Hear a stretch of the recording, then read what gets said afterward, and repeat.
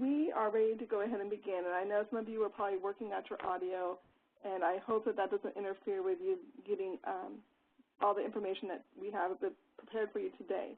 And I say we in a very loose sense because Mary has invited 3 educators from across the state to come in today and share with us around the topic of formative assessments. And so we've titled this Amplify Your Formative Assessments because that's exactly what technology can do for you. And today's presenters, and you can see the screen now, are Kelly Moore, Jacqueline Roberts, and Maria Sellers. And I'm going to let them each tell you more about their work and where they are because I've seen what they've prepared for you, and this is a jam-packed session. So with no further delay, I'm going to turn it over to Kelly Moore, who will share some background on formative assessments and some amazing tools. Thanks, Kelly. Hello, everyone. Just want to make sure, can you hear me?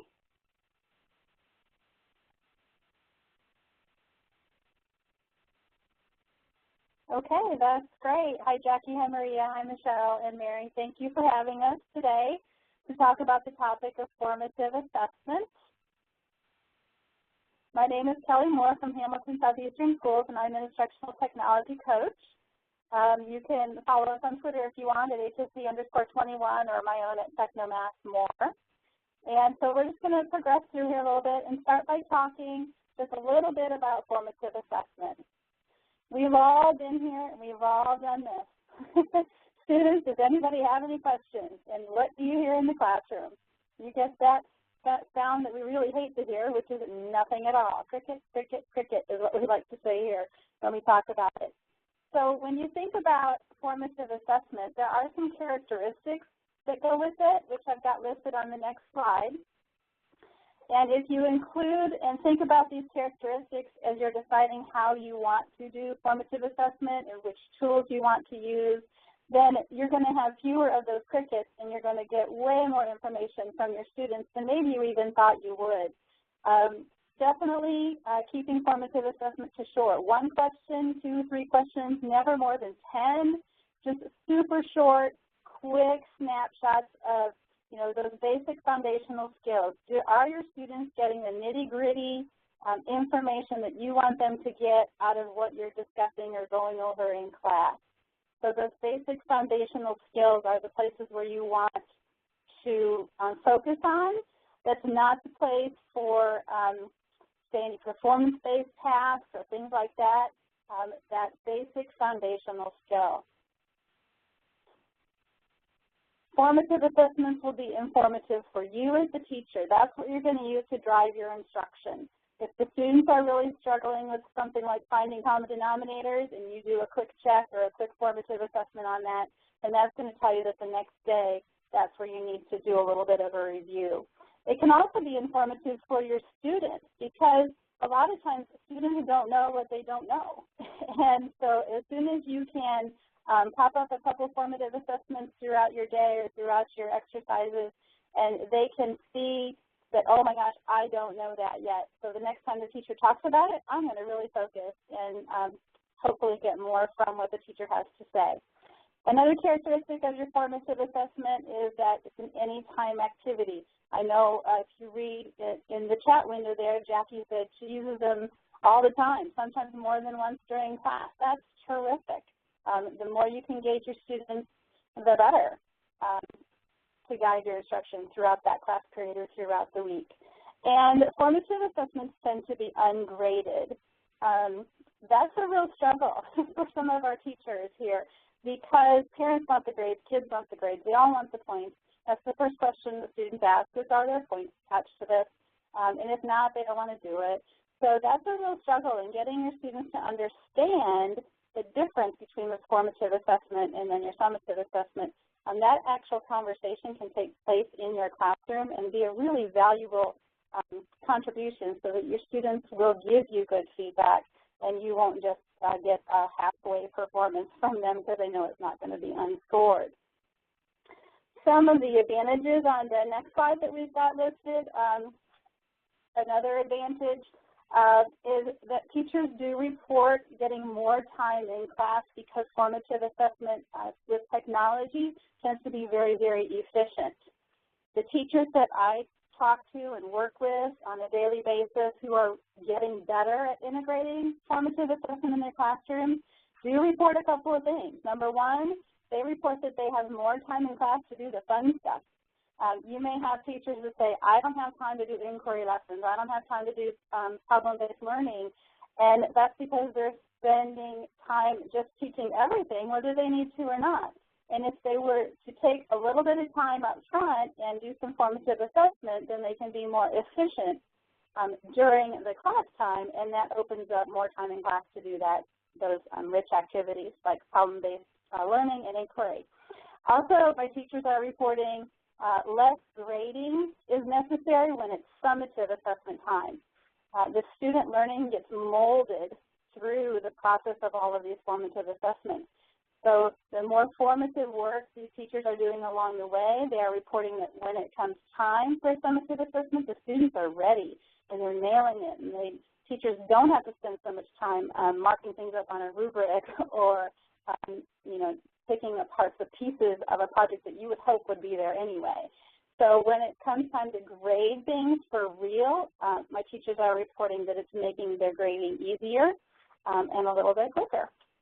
So what kind of tools are out there for formative assessment? I've got a few pictures here on the next slide. You probably are already doing formative assessment more than you know, and that's the little sticky note method.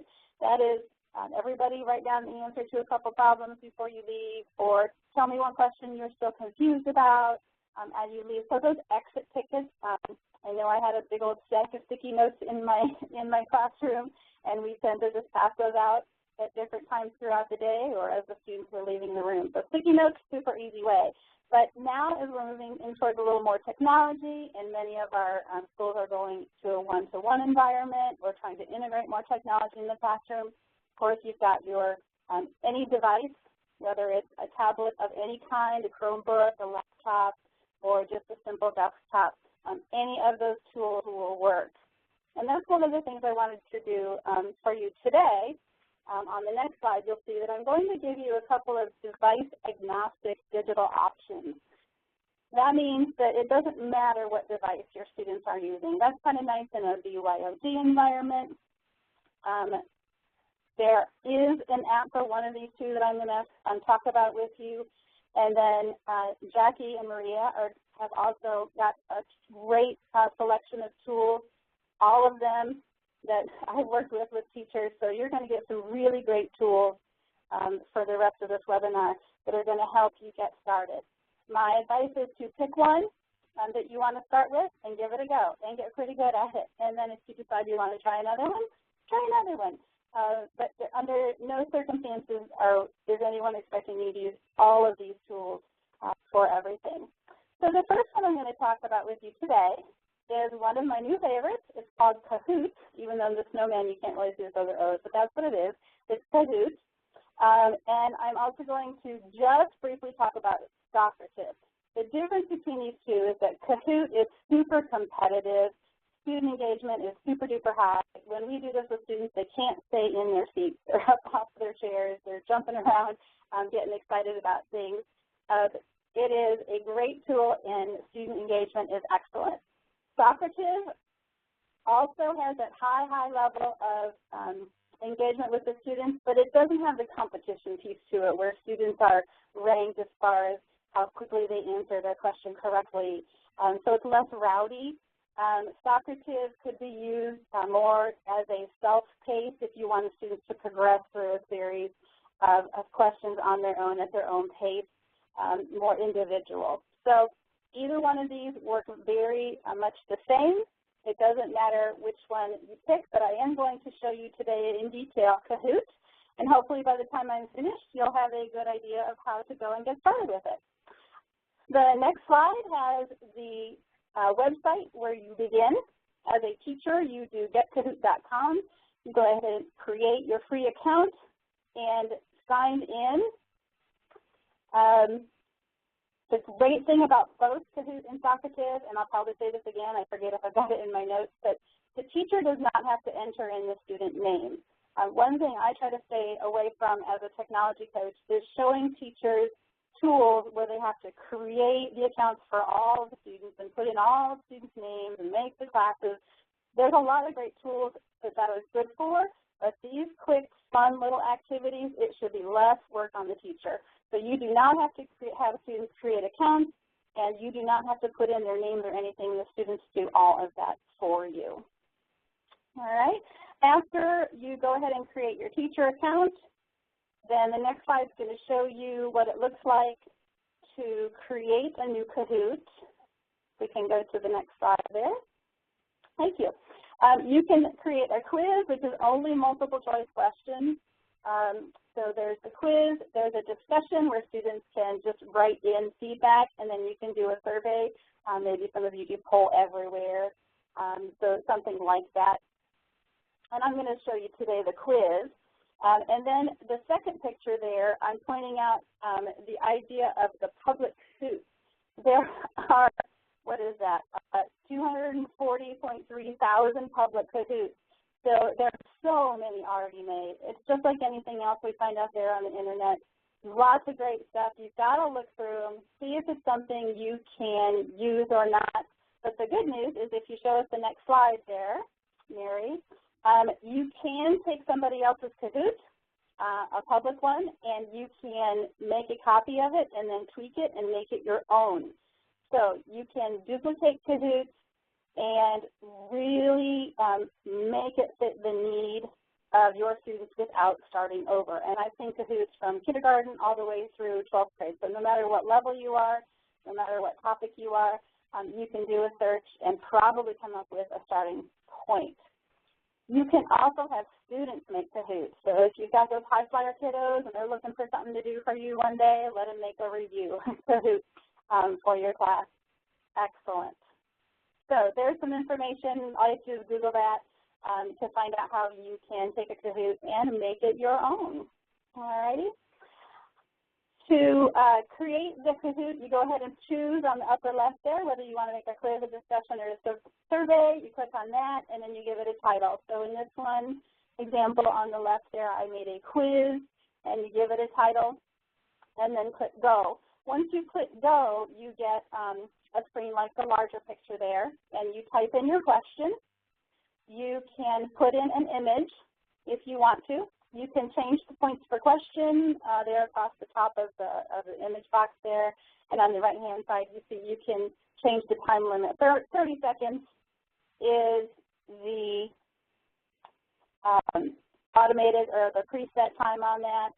You can change that if you want to. Okay, so put in your pictures, you type in your 4 answers, select which one is correct, and then you can add a question, delete a question, you can duplicate a question, and you keep adding questions. So you would click that add question, add question, add question until you were finished. Once you're finished putting in all of your questions, then you would hit the Save and Continue button.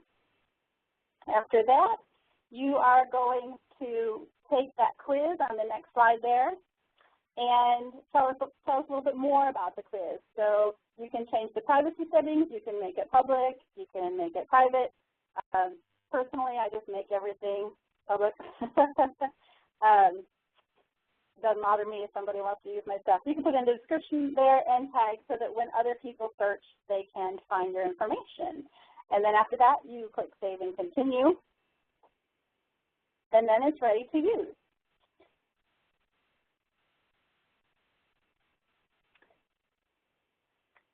When you're ready to use your Kahoot, then you would log in as the teacher at the same account. Click on My Kahoot, and then you will locate the quiz and click the Play button. When you click the Play button, you're going to also then see a Launch button. There's some settings in there. You can choose if you want to randomize the questions, play some music, different things. Display the game pins around in case a student actually recommend that, because if a student accidentally drops it for some reason off of their device, they can join back up again. So it's kind of nice to keep that game pin up there. And then students join at Kahoot.it. That's where the students join in. The teachers will get Kahoot, the students are at Kahoot.it. So it's important that you make that distinction for your students. And once you've started it, students go to Kahoot.it, and then they're ready to put in the PIN number. You don't make the PIN number. Kahoot just pops that up on the screen for you. You don't make that or have to worry about creating it. Okay. On the left-hand side there, you see where the students would put in their PIN number and tap enter. Once they do that, they get to put in their name, and then they click on Join Game. Once they put in their name and click on Join Game, the teacher gets to see what's on the next slide. Okay, the teacher will see in the turquoise box there in the middle the names of students who have joined in. The students get the You're In green box. The teacher sees the Kahoot with the number of players and the names of those players. The good news is that because you have wonderfully comical students, they will put Daffy Duck or Justin Bieber in there, and you can click on their name and it will cross their name off, like you see what I did with my name there. So it'll cross their name off and take them out of the class, and they'll have to go back in. One thing I know a teacher did was that they would allow their students to put in their real first name, and they could make up a second name, and that way the students kind of got over having to put in their full name. But if you don't like a student's name that they put up there, or you can't understand which student it is, just click on their name, they'll cross them off, and they won't be able to be in there. All right, next slide there. So the teacher view, I recommend you project that on the screen, because that's where the question is. If you don't do that, the students can't see your question. So you want to project up on the screen from your computer or your device if you're doing some mirroring. On the student device on the right, they only get the 4 colors and shapes with their answers. Okay? So the teacher would play the question, the students would read it, and then they would go to their device and tap the correct answer that they would choose. So that's the 2 different views. I've got the 2 different views on the next slide as well. The teacher view, once everybody answers, then you see how many students got it right or wrong. So there's where you're going to be able to use things as a review. You know, if half of your students are getting that wrong, then you're going to use that as an opportunity to chat and to use it as a teaching moment. If everybody's getting it right, you're giving them cheers, and you click next for the next question. It shows the students if they got it right or wrong right away, so that immediate feedback to the students, again, helping them, oh my gosh, I really don't get this yet, so I better pay a little better attention. That can be a good thing. There's a scoreboard after the pops up when you click the next button there, and it always puts a leaderboard up there, and you can see who is in the lead. The faster the students answer the question correctly, the higher the points are for that question. So Kelly and Andrew may have answered that question correctly, but clearly Andrew was a little bit slower, and Cassandra missed that question. So there's a little bit of that the competition that happens I talked about earlier. When you are all done, they do have a winner for the day, so you can incorporate any positive reinforcements in your classroom. I know teachers have leaderboards, and they do Kahoot all week long, and they always change the leaderboards at the end of the week for classes, so that's real fun and exciting. Again, that competition is really motivating for some of our students. And what you get back as a teacher is the beauty. Okay, so as a teacher, what did you have to do? You had to type in some questions, and then you had to run this formative assessment through the Kahoot. But if you look at the next page here, you're going to see the power and the beauty that you get out of that, the data-driven instruction. All right, if you click on the final results button and then choose download results, the bottom picture there shows you exactly what you get, which is an Excel spreadsheet with each student's names, their scores, and the green and the red correct and incorrect indicators in those boxes. If you are a teacher using formative assessment and you see a whole column of red for 28 students, that is a big clue to you that you need to spend some time talking about that concept again with your students. If a whole column is if the whole column is green, on the other hand, that's a clue to you that you can kind of move along and not necessarily have to cover that information. Small group instruction. There you go. You can look and see exactly who you need to pull to cover exactly what concepts again. So that is Kahoot. That is how to get started with it, what it looks like, and the data that you get out of it with that Excel spreadsheet is quite powerful. If we switch gears then and talk about Socrates, Socrates again, I'm going to say it's more sophisticated, meaning that that competition piece isn't there. That doesn't mean it's stuffy or anything like that. But it's the same type of software. You create your free account, you sign in, the teacher does not have to put in the student name. The similar process is there where you type in the questions and provide the correct answers.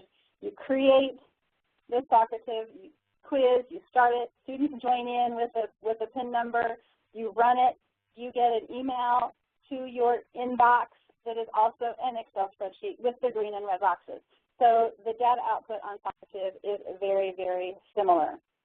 The teacher does not have to project with Socrates like we did with Kahoot. So I would say Socrates is maybe more a little individual where the student can progress through it on their own, and maybe some self-paced learning could be done through Socrates. The teacher can set it up so that they can run it and control the pace of it in Socrates, but they don't have to. Where Kahoot, we're all on the same question at the same time. So I'll watch the chat room in case you have any other questions, and I'm looking forward to hearing Jackie and Maria share their tools because I know what they have in store for you, and you're going to really enjoy them. So thank you, and don't be shy to contact me if you need anything. Thank you so much, Kelly. That was great, and I'm impressed with what you covered in such a short amount of time. And again, to conserve our time, I'm going to go ahead and turn it over to Jacqueline. Are you able to, are you unmuted now, Jackie? Can you hear me? Yes, perfect. I'm going to turn it over to you now.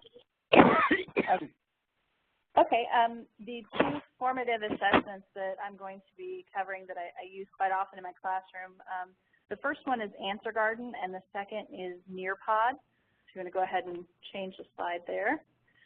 Answer Garden is it's a Web 2.0 tool developed in the Netherlands, and I thought it was important to point that out because of the extension at the end of the website, the answergarden.ch. I was kind of curious and read through some of their information, and it's because it is housed in the Netherlands and Switzerland. So it has a kind of a strange web address for kids, and so I usually have to write it on the board every time we're going to it because they forget. But it is a platform where you can create a garden, a virtual garden, I guess you would call it, with a question. So you're planting a seed, a virtual seed with your question, and the student's answers bloom in the garden. It basically generates a living word cloud with your students. So if you want to go ahead and change the slide, there we go. There is no account needed. You don't need to sign up, enter your email, nothing, which is kind of nice. So all you have to do is click on the plus sign in the upper, mid to upper right-hand corner, right next to the hearts and the magnifying glass there, and that brings you to this screen where you're creating a new garden, where you would enter your question in the topic section, and then you can set your parameters. So if you want to switch to the next slide, I'll show you what the parameters are that are available. There are 4 different ones. You could have the top or the question be in classroom mode, which gives your students unlimited numbers of answers. So they could answer multiple times, but they cannot duplicate their answer. So, if you have, something, a question that you've entered and you want them to be able to answer multiple times, but not necessarily with the same word over and over, this would be a good option, classroom mode. The second one is brainstorm mode, and that allows unlimited answers, and you can answer with duplicates.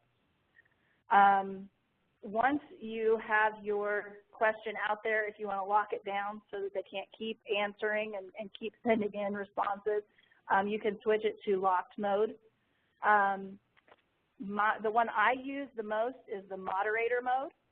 because I teach 7th graders, and they like to see how much they can get away with. So they will, what happens is they can answer, but their answer goes to an anti-garden for my approval, which I find very helpful. It gets rid of some of those answers that should not be seen, that are inappropriate. And the only way to do moderator mode is if you enter a password for the garden. There is no account, so it does not save your password, so you need to make it something that you remember easily. And this allows you to kind of manipulate what's in the garden as well. So you could approve, and then you can also, once you've approved, maybe you approve something and you want to take it back out, you can do that if you allow a password, if you have an admin password set up. Okay, you can go on to the next slide. So this is what a garden looks like.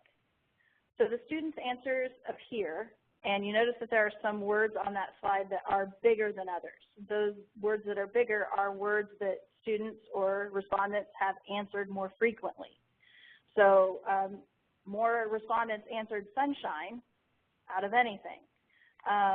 You know, maybe good coffee, which I would have to agree with myself. That would be my answer to what makes you happy on most mornings.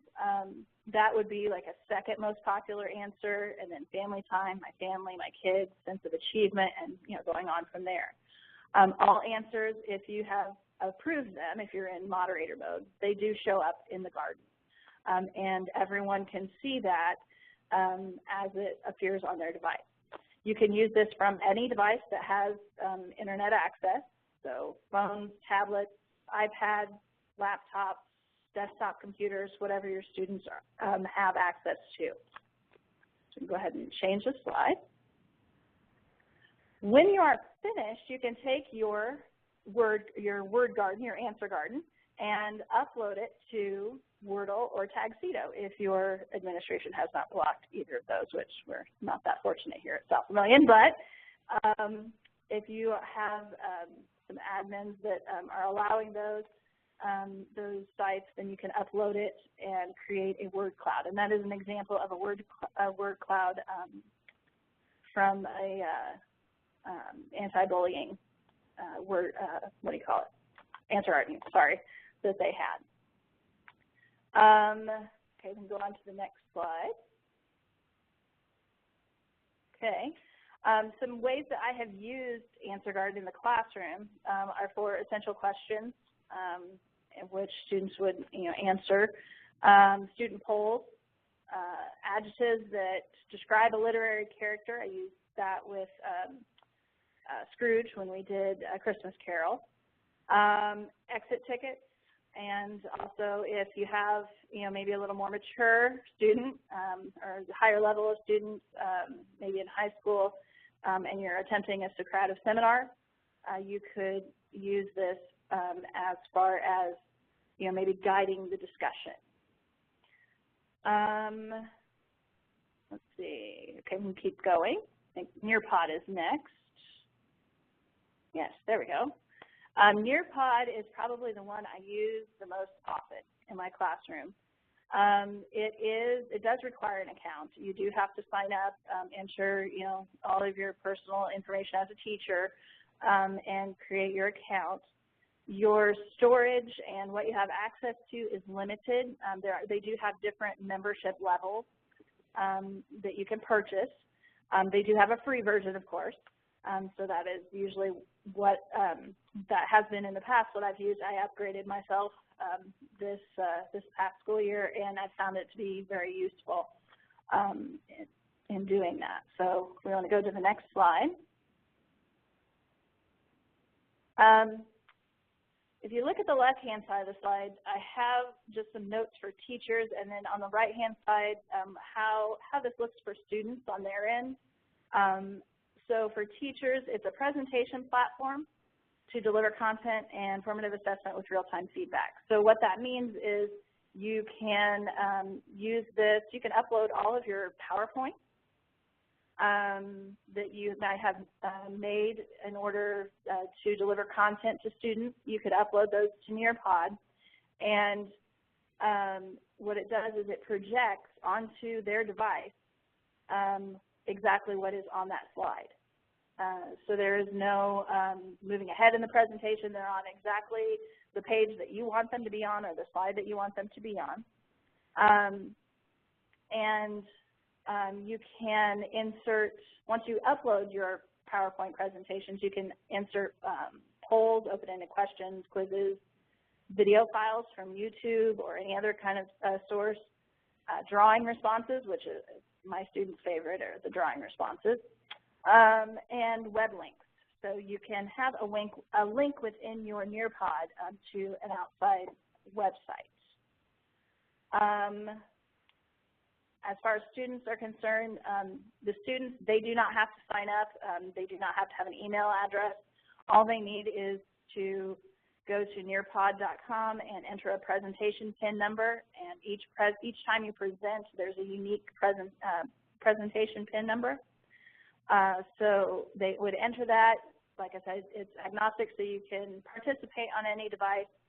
I've actually participated on some in different conferences on my cell phone.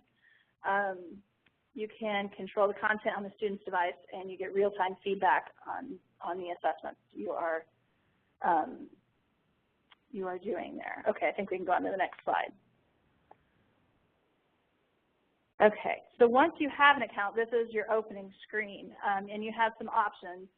In your library, that is where your presentations are stored, and you get a limited space for free. You can explore, which means you can search topics for different downloadable content. Some of it is free, some of it costs. I have a mixture of both in my library, which you'll see here in a second. You can also join groups of educators. So you can join, like I'm a member of the English Language Arts group for middle school. So it's almost like a chat environment where you can network and speak with other teachers in your content area. You can create your own presentations within Nearpod. You get just one solid background. It looks very plain. That's why I don't usually do that. I usually do a PowerPoint with some kind of an interesting background and upload it.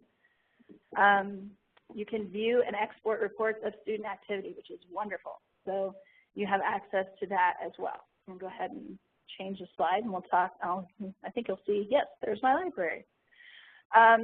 So there are a number of different topics that I have created or downloaded.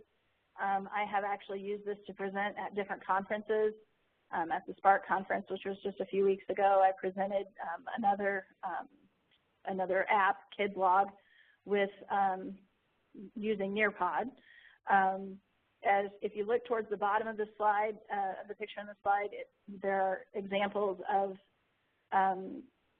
content that I have downloaded that others have created. So there's that option as well. I'm all for not reinventing the wheel.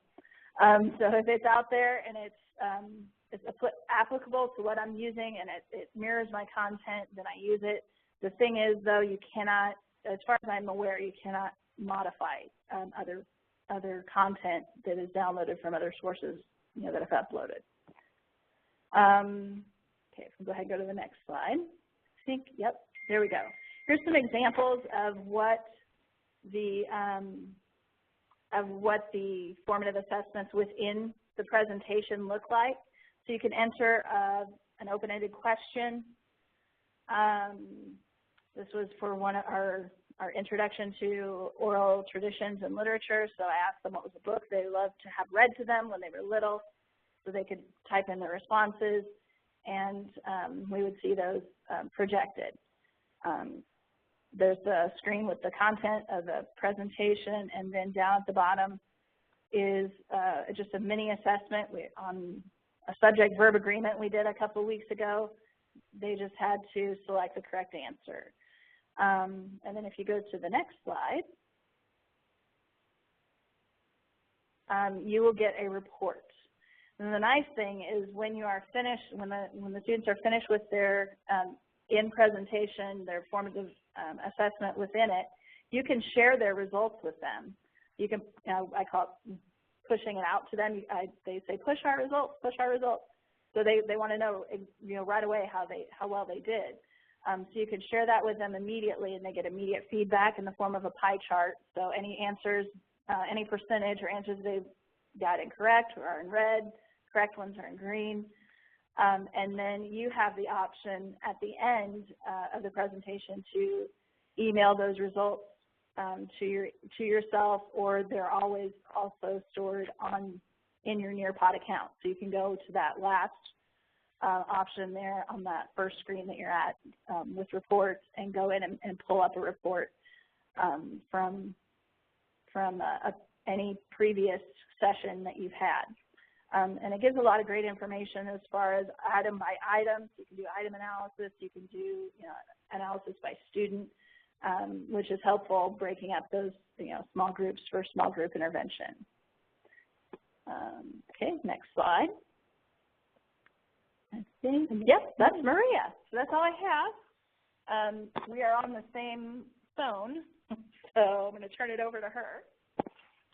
Jacqueline, that was fantastic, and don't say that was all you have. That was a lot of information, very concisely delivered. Thank you so much. Well, thank you. And I also want to give a kudos to some of those of you who are back channeling in the chat window. Love that people are adding new ideas and building on what our presenters are sharing. This is what it's all about. So with no further ado, I'm going to turn it over to Maria, who I know also wants to introduce someone as well. Well, the someone actually just presented before me, so.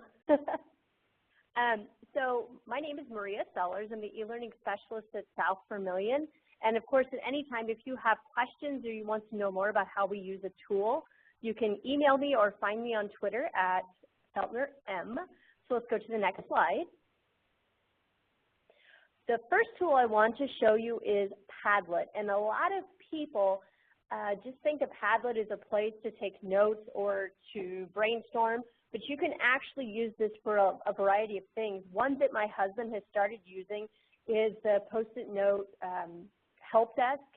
So one of the things he'll do is have the kids at night, while they're doing their homework, if they're completely stuck on a problem, they'll take a picture with their iPad, post it on this wall, and he knows where to start the next day. So there are endless possibilities with Padlet. The reason I love it is it's easy to use. Even if you create an account, it is so incredibly simple. There aren't a lot of things to dig around in, so it's quite simple. The other thing I love is you can be collaborative within seconds. It just takes sending out a link and off you go. In terms of students, they don't need to have an account. So again, you can use this on any device, no passwords required. And the cool part is if you do create a teacher account and you find halfway through doing something that you need to add something or take away something, you have that control. So it's super fabulous.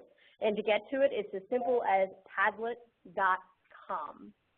Can we go to the next slide, please? Suggestions that I would have is the first is create your teacher account. If you make walls and create walls over time, but you're not keeping track of them through your account, you cannot go back to them to do any editing. So it is in the best interest of a teacher to create an account.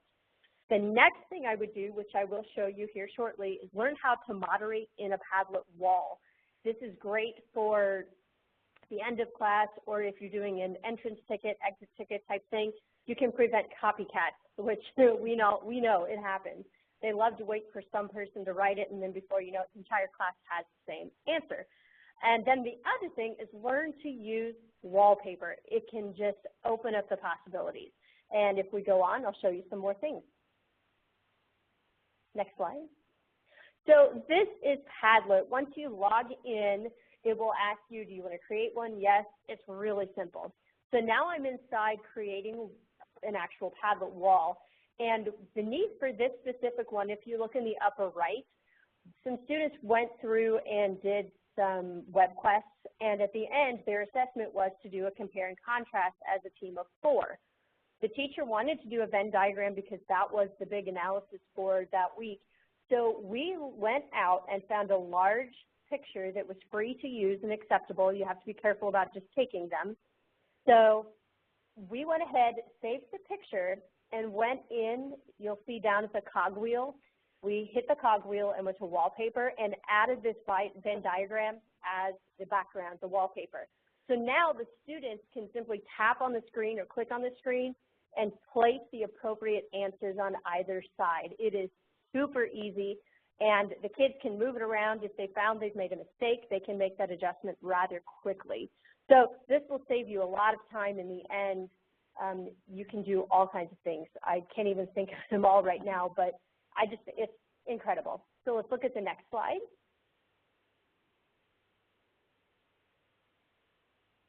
So I told you I would show you how to moderate.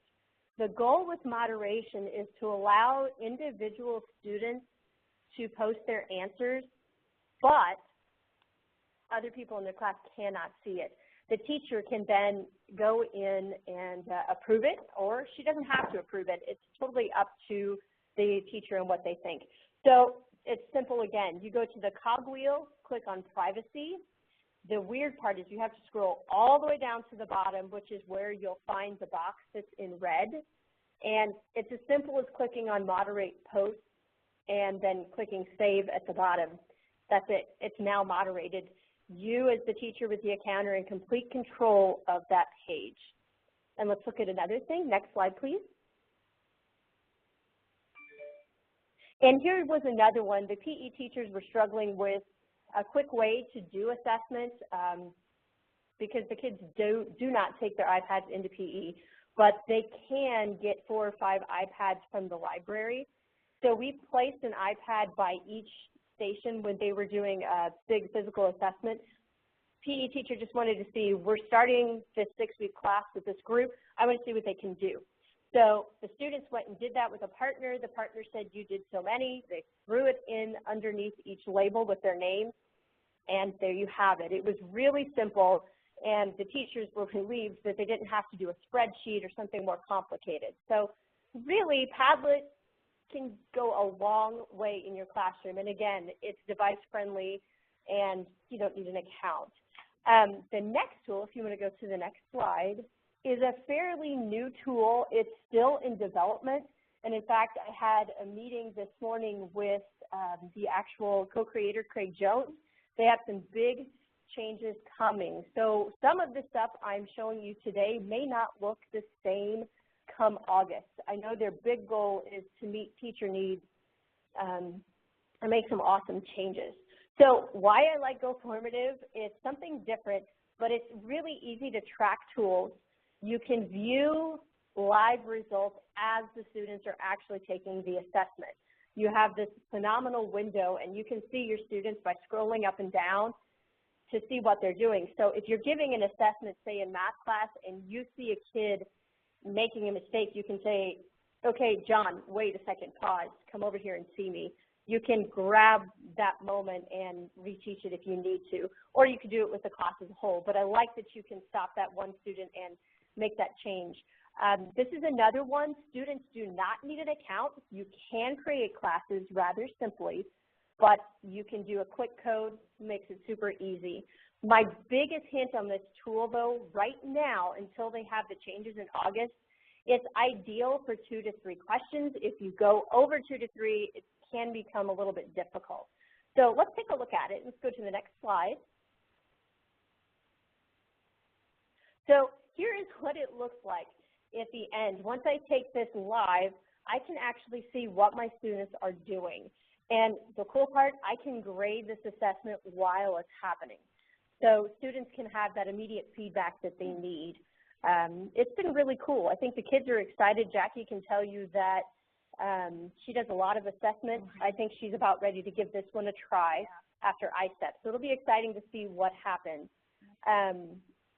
The really cool thing I like, we know that formative assessment isn't necessarily for a grade, but we like to keep track of where students are and what they're doing, especially if we're doing the RISE evaluation. At the end of this, you can actually export your results, which I think is fantastic. And I know you can also do that in Kahoot. So fantastic. Again, at the bottom, teacher account is needed. but the students do not need an account. Let's go to the next slide. So here is what can happen.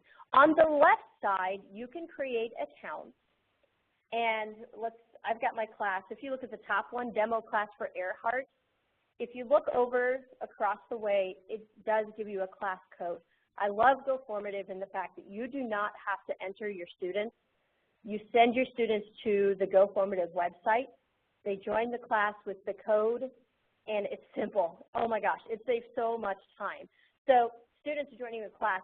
Do you have to do a class to keep track of individual students? Absolutely not. If you look to the right, you can actually generate a quick code when you create an assessment. When the students enter for the quick code and click go, they are still required to enter their first and last name. So you are still tracking the results and the data as you go along. So let's go to the next slide. And here's what it looks like. So I have several options. If I would click on pre-made checks for understanding in the dashboard, they have actually created a nice list of pre-created assessments. It's wonderful. So if I just want these generic questions, I can go for it, especially the I didn't understand. I think that one's really important. They're not going to tell you by raising their hand, and likely they're not going to come to your desk, but they're probably going to type it to you so that you can then take care of contacting them, or if you do email, you can email your students to take care of it. But you can also create your own, which is quite fine. So if you look over to the left in the box, there were a few that I created, 2 to 3 questions. So it's really simple. It's nothing too complicated. And if you look at the top right, you can even place all of your assessments in a folder. So if you wanted to do the first 9 weeks, the second 9 weeks, or you want to categorize them by a unit, that is completely possible as well. So let's take a look at the next slide. So in here, I have clicked on a specific assessment. If you look at the top right, you can see the lines that were there before. All I have to do is click on the 3 lines, and it opens up a whole new world for this. So I can click on Edit, of course. I can click on Live Results right away, which usually I try not to do that. I want to make sure I've got everything ready to go before I click there. The other cool thing I love, if you know that your cohort is in GoFormative and you want to share an assessment you've made with them, you can share it directly with them, and now they have it. So super fantastic.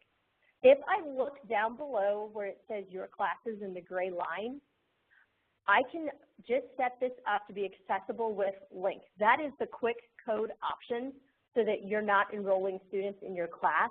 So all you have to do is provide GoFormative.com. When they get to the website, in the upper right it says quick code. They put in the code and off you go. It takes maybe 2 minutes at the most the first time, and after that your students get really used to it. However, if you have set up classes and you want to give them a specific one, all you have to do is put a check mark next to the class name. When they go into GoFormative and click on your class, that assessment is there ready for them to take. So they'll click on it when you're ready, and at that point, you would then head to Live Results. And let's go to the next slide, please. And here you are with Live Results. The cool part, and this is also in Kahoot, let's say the student does something on accident and they've gone out of the assessment, they always have it listed at the top by quick code, or they can type in the link, whatever you think they need.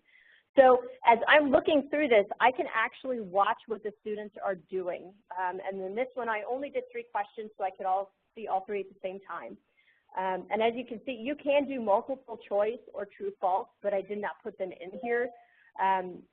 It's absolutely incredible. From what I understand, in the fall, we will have multiple choice, true, false, multiple select, short answer, paragraph answer, and then draw it, which is what you see in question number 1.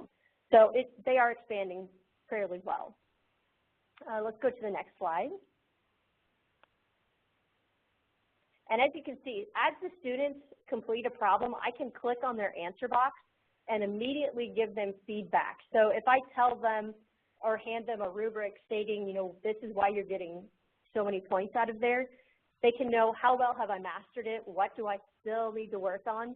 The things that I've suggested to them, I want to be able to write in their answers. That's not available yet, but that would be awesome. So it's pretty simple. You click on the box, then you can drag that box with the number in it back and forth. Really simple. And then when I'm done taking care of everyone's assessments, I can go to the upper right and click on export, and now I have that data that I need. I could give this to them at the beginning of the unit and as well at the end of the unit and compare how are they doing, what have they learned. I can do specific questions along the way, but it's fantastic. You can keep that data right there with you. Let's go to the next slide.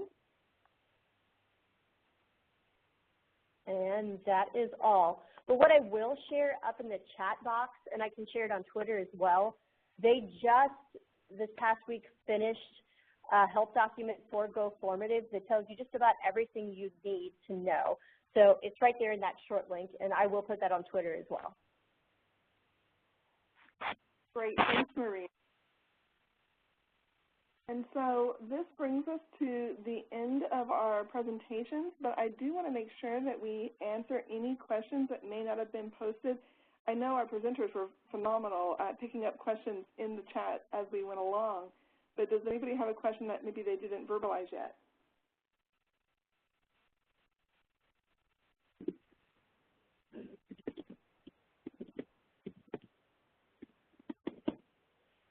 Okay, so what we're going to do is we're going to let you out of the Learning Lab a little early, but we'd like to go ahead and do a couple of reminders first.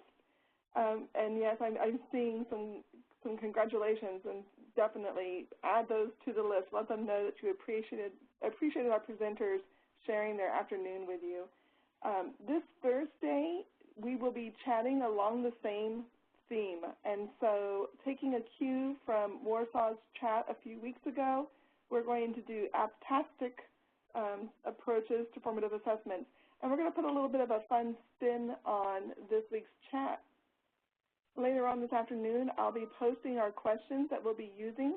And for those of you who have attended a Google Summit in the past, you're familiar with the idea of a SLAM. And we are encouraging you to record yourself with a SLAM, sharing one of your favorite formative assessment applications. And so we will have our list of questions posted in advance. So if you want to put together a SLAM, that will be a fun activity that we'll be tossing into our regular Twitter chat this week. Mary, let's go ahead and show them how to keep in contact with us. And here you will also see that Dr. Ho, you had a question earlier about where you can find the archive. Here you'll see the 21st Century Learning Lab. All of these are accessible off of our main webpage, doe.in.gov.elearning.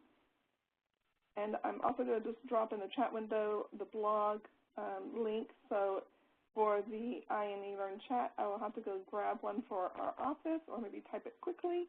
But that is the hub. That's where you want to go to find us. It has all of the branches off to the other pages that you'll find of value. So anyhow, we have, looking out the window, a beautiful afternoon still to enjoy. So we encourage you to go out there. Mary said that she does have to take some time to do the archiving process. So it will be next week when you will want to look for that archive.